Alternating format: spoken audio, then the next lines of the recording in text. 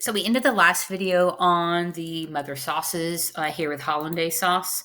So when it comes to this final video here, just going to kind of roll through a couple of tips and tricks and odd miscellaneous sauces. So sometimes you do get lumps in sauce. The roux kind of like hardens up and it won't dissolve out. The way that you get rid of that is you put a cheesecloth over the bowl and strain the sauce. You just pour the sauce over there, twist the cloth, squeeze it out, and then this is going to get lumps of roux, and this will also strain out any herbs or spices you might have used.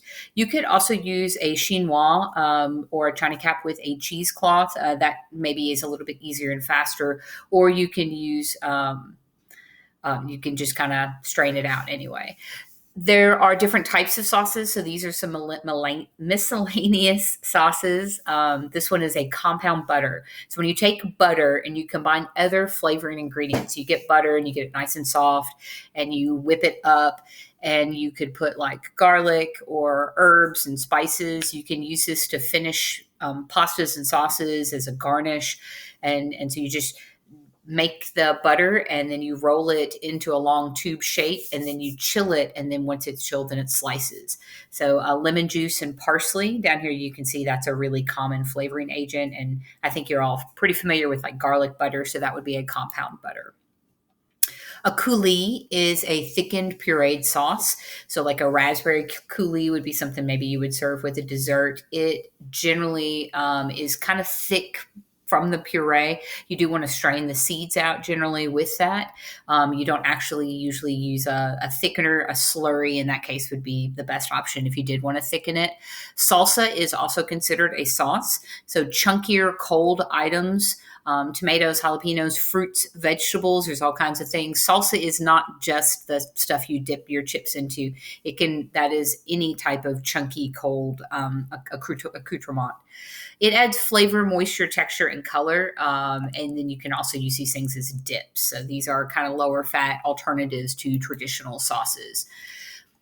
When it comes to some sauces here, let's go to the juice, which is cooked meat juices in a brown stock, kind of left unthick. You can put that on as gravy, or you can have au jus, which au jus is usually kind of thin, and that is usually served on the side of like maybe a French dip sandwich. So au jus is of juice, and it's just meat juice.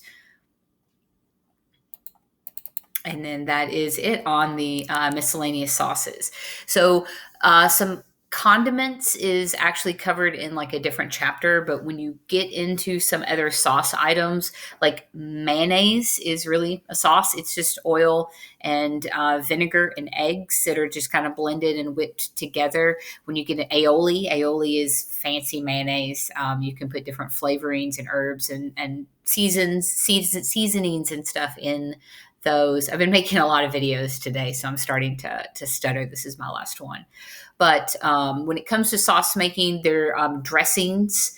A lot of people serve like ranch or honey mustard, like I said, on the side, and consider that to be a sauce.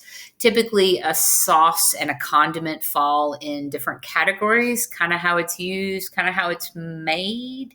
But you can also definitely use some of those other condiment items, mustards and those kind of things in on some sauces and some sauce making for flavoring. So lots of different miscellaneous. The main thing is there are 5 mother ones. We're going to really get into kind of making some of those.